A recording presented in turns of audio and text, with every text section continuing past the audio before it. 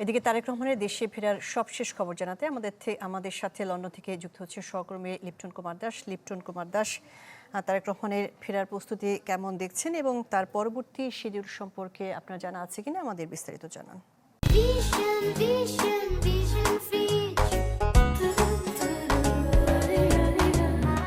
দীর্ঘ 18 বছর পর তারেক রহমান দেশে ফিরছেন। শুধু তারেক রহমান না, তারা বলতে গেলে সপরিবারেই তিনি দেশে ফিরছেন এটা বলাই যায়। কারণ তারেক রহমানের সাথে তারেক রহমানের স্ত্রী এবং তার কন্যা একই সাথে দেশে ফিরছেন।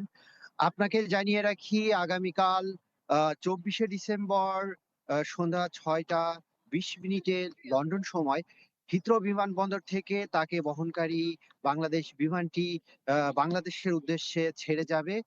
এর আগে আহ, তারেক রহমানের বাংলাদেশ সফর নিয়ে কিন্তু আমি বলতে পারি লন্ডনের নেতাকর্মীরা এক ধরনের উচ্ছ্বসিত। আপনাকে বলে রাখি, গতকাল তারেক রহমানের বাংলাদেশে যাওয়া উপলক্ষে তারা লন্ডনে বিশেষ দোয়ার আয়োজন করেছেন। তারা চাচ্ছেন তারেক রহমান নিরাপদে বাংলাদেশে পৌঁছান এবং আগামী ফেব্রুয়ারির যে নির্বাচন, সেই নির্বাচনে তিনি বিজয়ী হয়ে প্রধানমন্ত্রী হন।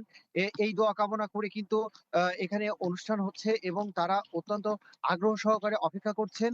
আর আরেকটি বিষয় আপনাকে জানিয়ে রাখি, তারেক রহমান আম আগামীকাল ৩টা থেকে ৩:৩০টার মধ্যে হয়তো তার বাসা থেকে রওনা দিবেন। আমি এর আগেও জানিয়েছি, হিথ্রো বিমানবন্দর থেকে কিন্তু তারেক রহমান বর্তমানে যেই বাসস্থানে রয়েছেন তার দূরত্ব খুব একটা বেশি নয়।